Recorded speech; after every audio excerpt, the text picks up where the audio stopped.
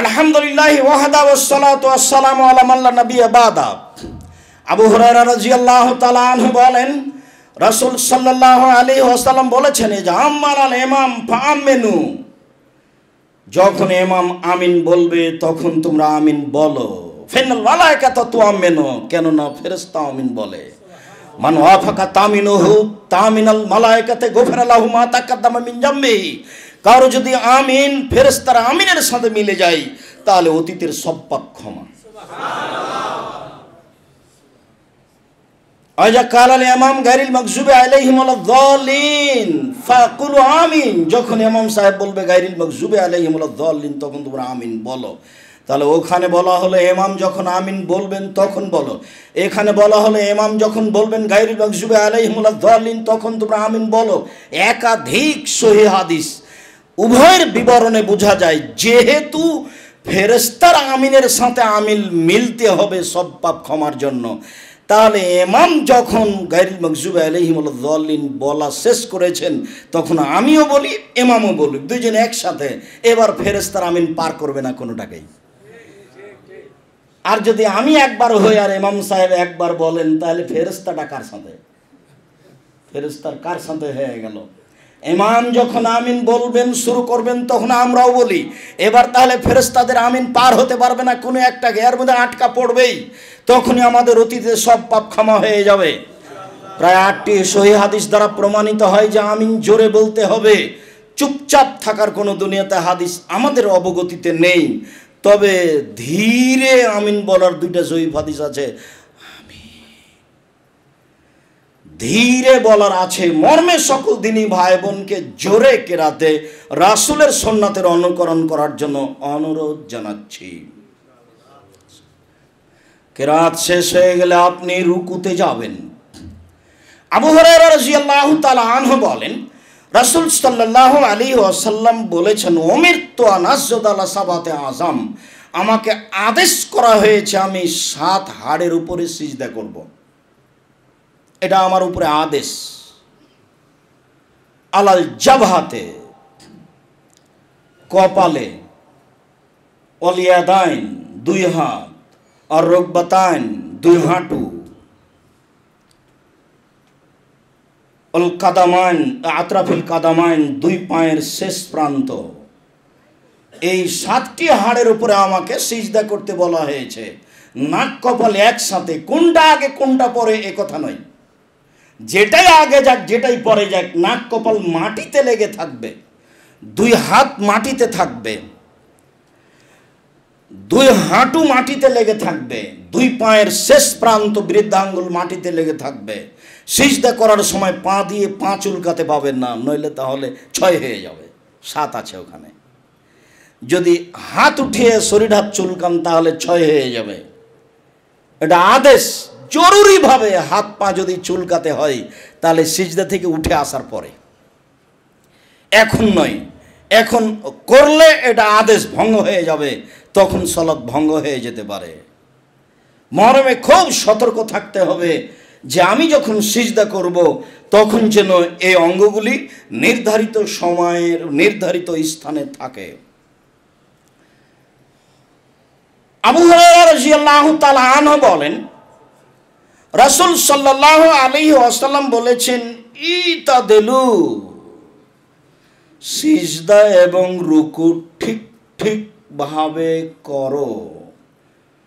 ওয়া ইরফা ইয়াদাইকা, 2 হাতকে একটু উঁচু করে রাখো।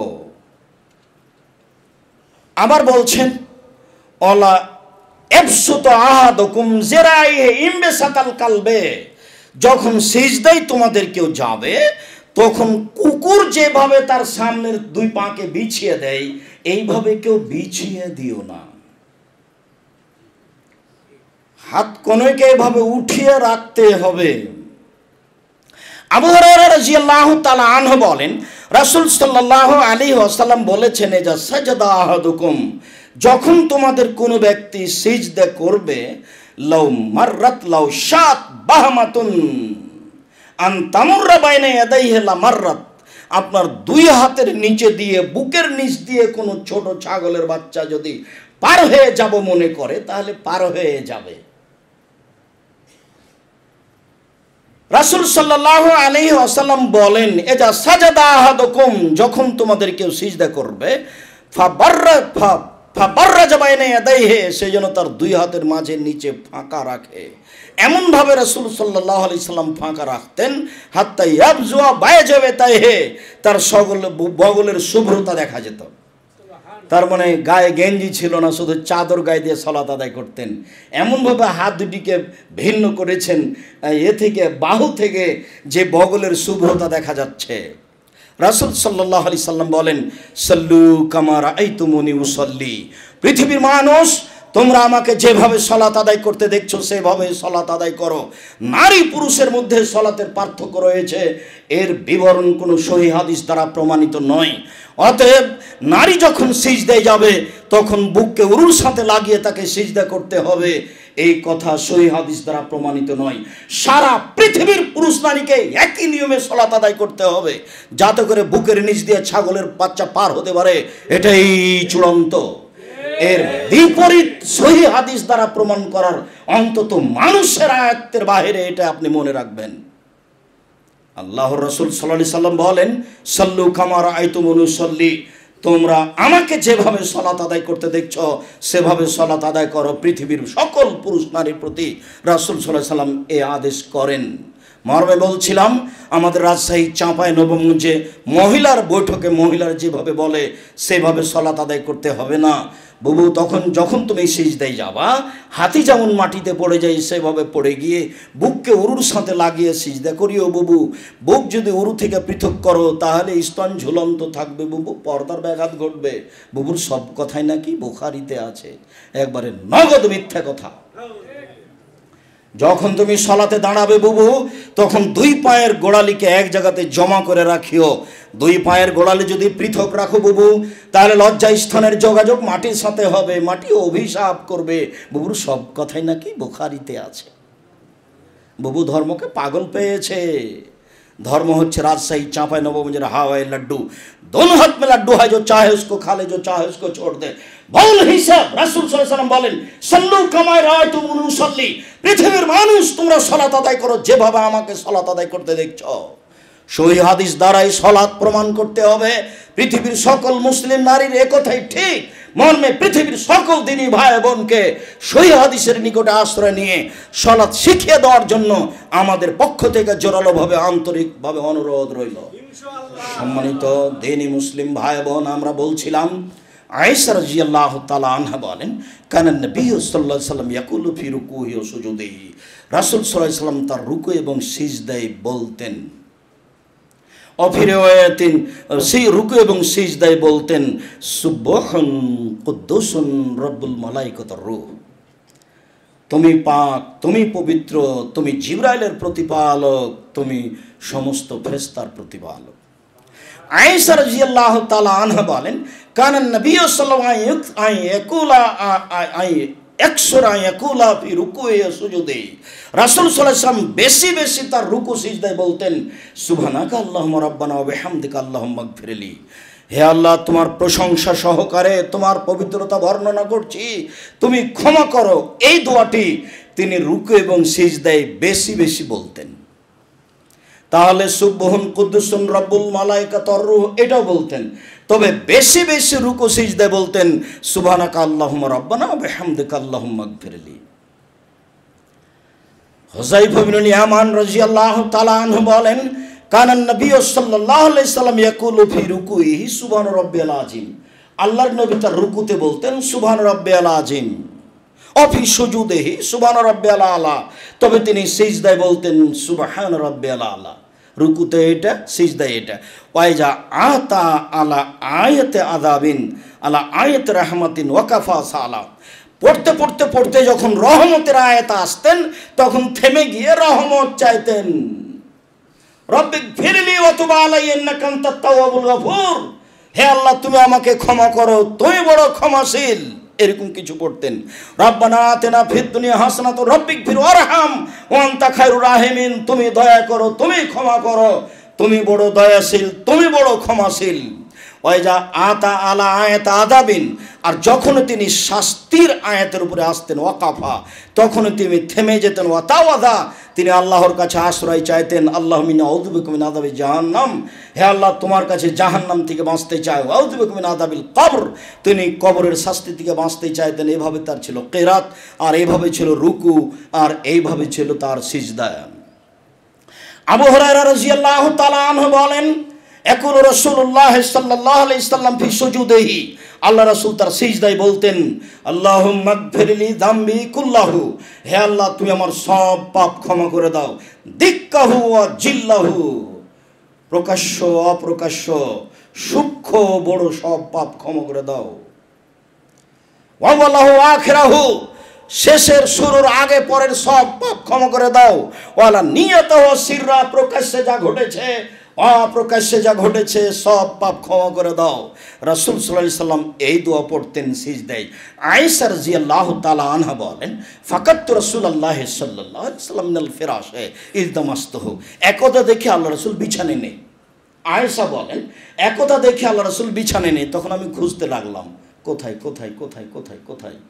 ফাওয়াকাতি ইয়াদি আলা বাতনি কাদামায়ে হে ওহ ফিল মসজিদ ওহুমা মানসুবাতানে, দেখি আমার হাতটা তার দুই পায়ের পেটে গিয়ে পড়ল। তার দুই পায়ের পেট, পায়ের পেট কোনটা? পায়ের পাতাটা, নিচেটা, যেটা সাধারণত মাটিতে লেগে যায় না, একটু উপরেই থাকে, এরকম জায়গায় গিয়ে আমার হাতটা পড়ল। দেখে তিনি সিজদায়, দেখি পা দুটো খাড়ো হয়ে আছে। আমরা এই হাদিস দিয়ে বলেছি সিজদায় থাকাকালীন পা দুটি লেগে থাকবে। যোগ যোগ ধরে শুনে আসছেন ডান পায়ের বৃদ্ধাঙ্গুলকে সেখানেই থাকতে হবে। হুজুর যে কত বললেন আপনাকে, সাবধান ডান পায়ের বৃদ্ধাঙ্গুল যেন না নড়ে। আর এখন দেখা যাচ্ছে দুই পায়ে এক জায়গাতে জমা হয়ে আছে, আমার হাত দুই পায়ের পেটের ওপরে গিয়ে পড়ল। দেখি তিনি সিজদায়, পা দুটি খাড়ো হয়ে আছে।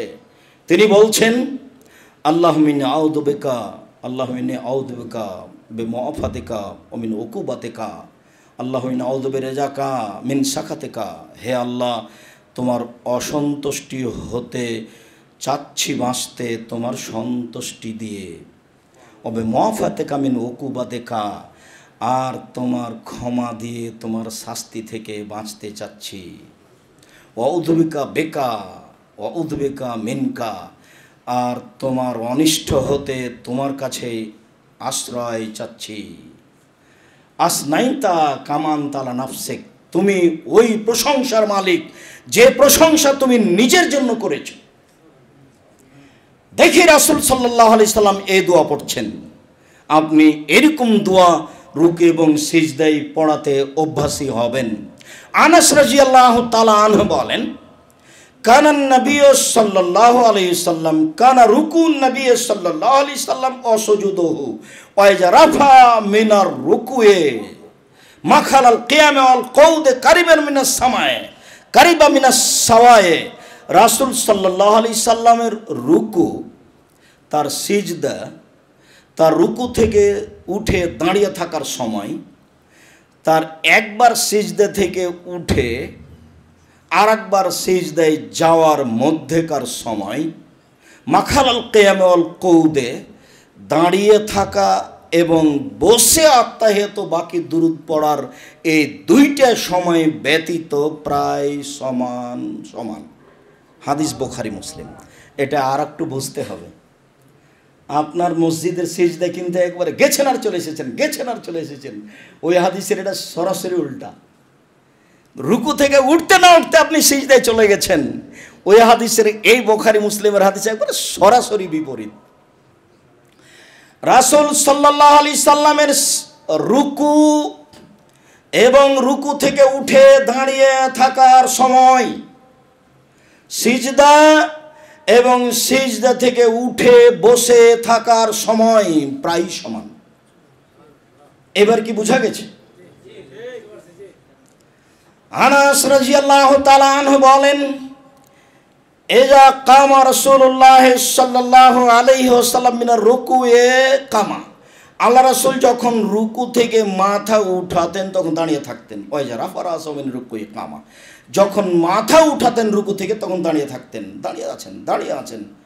ওকাদ নাকুলু, আমরা তখন বলতাম, কাদাও হামা, মনে হয় সন্দেহ করছেন নাকি, উনি কি আবার কি কিরাত শুরু করে দিয়েছেন, সিজদায় যাচ্ছেন না কেন? উনি কি আবার কেরাত শুরু করে দিয়েছেন? বিষয়টি কি এরকম হয়ে গেছে? উনি সিজদায় যাচ্ছেন না কেন? ওয়ে যা কামা মিনাস সাজদাতে, যখন তিনি একবার সিজদা থেকে উঠতেন, উঠে বসে আছেন, বসে আছেন, বসে আছেন, বসে আছেন। আমরা তখন বলতে থাকতাম মনে মনে যে কাদাও হামা, উনি মনে হয় সন্দেহ করছেন। উনি কি মনে করেছেন যে পরের সিজদা হয়ে গেছে? উনি আর সিজদায় যাচ্ছেন না কেন? উনি কি মনে করছেন যে সিজদা শেষ হয়ে গেছে? উনি যাচ্ছেন না কেন? হাদিস বুখারী মুসলিম, দেখি আপনার বিবেচনা কি, আপনি কি মনে করছেন? তাহলে কি গিয়েই চলে এসেছেন এটাই বোঝায়? একবারে হুবাহু বিপরীত হাদিস তো বুখারী মুসলিম, আপনার কাছে বিচার কি আছে? সারা মানুষের, সারা পৃথিবীর কোনো মানুষকে দিয়ে এর বিচার করা যাবে না। কোন মানুষ তো দূরের কথা, ওমর রাদিয়াল্লাহু তাআলা আনহুকে দিয়ে হাদিসের বিচার করা যাবে না। ওমর যে রাস্তা দিয়ে হাঁটতেন, শয়তান সে রাস্তায় হাঁটতো না। পৃথিবীর ভিন্ন ধরনের ঈমানদার মানুষ হলেন ওমর। ওমর রাদিয়াল্লাহু তাআলা আনহু যদি রুকুয় জানার উঠে যান, সিজদায় জানার উঠে যান, তাহলে তার রুকু সিজদা বাতিল বলে গণ্য হবে। রাসূল সাল্লাল্লাহু আলাইহি ওয়াসাল্লাম বলেন, মানুষের সালাত তিন ভাগে বিভক্ত, ওযু, রুকু, সিজদা। এটা যদি পূর্ণ হয় সালাত কবুল হবে, যদি পূর্ণ না হয় তাহলে সালাত কবুল হবে না। এ কথাই চূড়ান্ত, একাধিক হাদিস এটাই প্রমাণ করে। অতএব রুকু সিজদার বিষয়টি খুব জোরালোভাবে আপনাকে দেখতে হবে। হুযায়ফা শাকীক রাদিয়াল্লাহু তাআলা আনহু বলেন, রা হুযায়ফা ইবনে ইয়ামান রাজুলান, একটা লোককে হুযায়ফা রাদিয়াল্লাহু তাআলা আনহু সালাত আদায় করতে দেখলেন। যখন তিনি সালাত শেষ করলেন, হুযায়ফা রাদিয়াল্লাহু তাআলা আনহু বললেন, মা সাল্লাইতা, তুমি সালাত আদায় করনি। লামাইতুম রুকুহু ওয়া সুজুদাহু, সে তার রুকু সিজদাকে ঠিক মতো আদায় করেনি, সেই জন্য এই কথা বললেন। বহু আমি হুযায়ফাকে আরো মনে করছি। হুযায়ফা রাদিয়াল্লাহু তাআলা আনহু তাকে বললেন, লা মুত্তা মুত্তা লা গায়রিল ফিতরাতাল্লাতী ফাতারাল্লাহু মুহাম্মাদান সাল্লাল্লাহু আলাইহি সাল্লাম। এই লোক শোনো, তুমি যদি এইভাবে মারা যাও তাহলে মুহাম্মদ সাল্লাল্লাহু আলাইহি সাল্লামের নীতি আদর্শ ছাড়াই তোমার মরণ হবে। হাদিস বুখারী মুসলিম, আপনার কাছে কি বিচার আছে এই হাদিসের? রাসূল সাল্লাল্লাহু আলাইহি সাল্লাম বললেন, আসো সারাকাল ইয়াসরিকু সালাতাহু, সবচেয়ে খারাপ চোর সেই যে সালাত চুরি করে। সাহাবীগণ বললেন, কাইফা ইয়াসরিকু মিন সালাতিহি, মানুষ তার সালাতকে কিভাবে চুরি করতে পারে? রাসূল সাল্লাল্লাহু আলাইহি সাল্লাম বললেন, মাল্লাই মিতুম রুকুহু ওয়া সুজুদাহা, যে তার সালাতের রুকু সিজদা ঠিকমতো আদায় করে না, সে হলো সালাত চোর। আপনি শেষ রাকাতে উঠে যখন আত্তাহিয়াতুর বৈঠকে বসবেন, তখন বাম পায়ের পাতার উপরে বসবেন, ডান পায়ে ভাবে খাড়া করে রাখবেন, আঙ্গুলগুলি অবিরাম নড়তে থাকবে, আত্তাহিয়াত পড়বেন। যখন আপনার সালামের বৈঠক হবে, তখন বাম পা ডান দিক দিয়ে বের করে দিবেন, দুই পায়ের মাথায় একদিকে থাকবে, আপনার বাম হাত আঙ্গুল জমা জমায় হাঁটুর উপরে থাকবে, ডান হাতের দুটি আঙ্গুল জমা থাকবে, তারপরে তৃতীয় আঙ্গুলের নখের উপরে বৃদ্ধ আঙ্গুলের পেট থাকবে, বৃদ্ধ আঙ্গুলের পরের আঙ্গুলটি এভাবে অবিরাম নড়তে থাকবে। ইল্লাল্লাহর সমাতে একবার উঠাতে হবে, এ মর্মে পৃথিবীতে ভুয়া হাদিস নেই, এটা এমনিতেই চলছে। আঘাত করা মানে শয়তানকে আঘাত করা, অবিরাম নড়তে থাকবে, এ কথাই ঠিক। সালাম পর্যন্ত আপনার আঙ্গুলটি অবিরাম নড়তে থাকবে। সম্মানিত দিনী ভাই বোন, আপনারা সালাত, আত্তাহিয়াত, দরুদ, দোয়া, মাসুরা পড়ার পরে আমার পক্ষ থেকে একটা পরামর্শ আছে, সেটাই পালন করার চেষ্টা করবেন। সেটা হলো রব্বিরহামহুমা কামা রাব্বায়ানি সাগীরা। আরও পরামর্শ রয়েছে, এই দোয়াটা পড়ার জন্য 2 রাকাত সালাত আদায় করতে বলেছি। 2 রাকাত সালাত আদায় করে আল্লাহর কাছে সাহায্য চাইতে বলেছি, আল্লাহ আমি যেন এই দোয়াটা পড়তে পারি সালামের পূর্বে, তুমি আমার প্রতি একটু দয়া করো।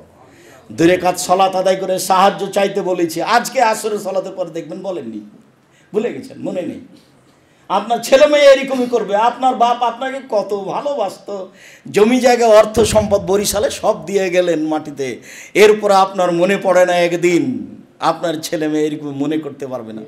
আপনি বলতে থাকেন, তাহলে আল্লাহ তাআলা আপনার ছেলে মেয়েকে ওইভাবে করে দিবেন। এটা যে কত বিশাল পাওয়া, না মরলে তো তা বোঝানো যায় না। এই জন্য এই দোয়া সকলকে পড়ার জন্য অনুরোধ জানিয়েছি, সাথে সাথে 2 রাকাত সালাত আদায় করে আল্লাহর কাছে সাহায্য চাওয়ার জন্য বলেছি। সম্মানিত দ্বীনি মুসলিম ভাই, রাসূল সাল্লাল্লাহু আলাইহি সাল্লামের পদ্ধতিতে সালাত শেষ করবেন, তারপরে জিকির যার যা সম্ভব হয়, বিশেষভাবে আয়াতুল কুরসি। আয়াতুল কুরসি মানুষ যদি সালাতের পরে পড়ে তাহলে জান্নাতে চলে গেছে, ঢোকেনি কেন? মরেনি এই জন্য। তাহলে এত বড় বিশাল পাওয়ার ছেড়ে যাবেন কেন? সালাম ফেরার পরপরই দাঁড়িয়ে যাওয়ার হিসাব বাতিল। মর্মে বলছিলাম, এভাবে সালাত আদায় করার পরের কথাটি জরুরি কথা। যেহেতু রাসূল সাল্লাল্লাহু আলাইহি সাল্লামের পদ্ধতিতে সালাত আদায় না করলে সালাত কবুল হবে না, মর্মে সকল দিনই ভাই বোনকে আমরা রাসূল সাল্লাল্লাহু আলাইহি সাল্লামের পদ্ধতিতে সালাত আদায় করার জন্য অনুরোধ জানাচ্ছি। দ্বিতীয় জরুরি কথা, আমার মনে বড় সাধ, এদেশের মাটিতে উন্নত মানের প্রতিষ্ঠান গড়বই ইনশাআল্লাহ। সেটাই জামিয়া সালাফিয়া। জামিয়া সালাফিয়া বরিশালের মাটিতে গড়ব বলে চূড়ান্ত সিদ্ধান্ত নিয়েছি ইনশাআল্লাহ। বরিশালের মাটিতে জামিয়া সালাফিয়া গড়ব ইনশাআল্লাহ। জামিয়া সালাফিয়া বরিশালের মাটিতে হবে ইনশাআল্লাহ।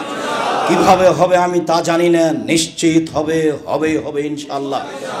সকল দিনী ভাই বোনকে বিশেষভাবে বরিশাল, ঝালুকাঠি, ভোলা, বরিশাল, বরগুনা, বরিশাল অন্তর্গত যত জেলা আছে সারা পৃথিবীর মানুষকে সাথে সাথে বরিশাল অন্তর্গত যত জেলা আছে সকল দিনী ভাই বোনকে আজ থেকে আন্তরিকভাবে জামিয়া সালাফিয়া বরিশালের মাটিতে গড়বে মর্মে দোয়া করার জন্য আল্লাহর কাছে অনুরোধ জানাচ্ছি। সেখানে যদি পাশ হয়ে যায় পৃথিবীর কোনো শক্তি তা ঠেকাতে পারবে না, আর সেখানে যদি পাস না হয় তাহলে পৃথিবীর শক্তি কেউ সেটা করতে পারবে না। মর্মে দুয়ার মাধ্যমে পরিবর্তন হয় আল্লাহর সিদ্ধান্ত, দুয়ার মাধ্যমে পরিবর্তন হয় মানুষের ভাগ্য। মর্মে সকল দিনী ভাই বোনকে আমি দোয়া করার জন্য অনুরোধ জানাচ্ছি। জামিয়া সালাফিয়া ডাঙ্গিপাড়া পাবা রাজশাহী, জামিয়া সালাফিয়া রূপগঞ্জ নারায়ণগঞ্জ ঢাকা, জামিয়া সালাফিয়া দিনাজপুর, এসব প্রতিষ্ঠানের পক্ষ থেকে যেসব বই পুস্তক বের হয় তা মূল্যায়ন করার জন্য অনুরোধ জানাচ্ছি। বিশেষভাবে মাসিক আল ইতিসাম পত্রিকা।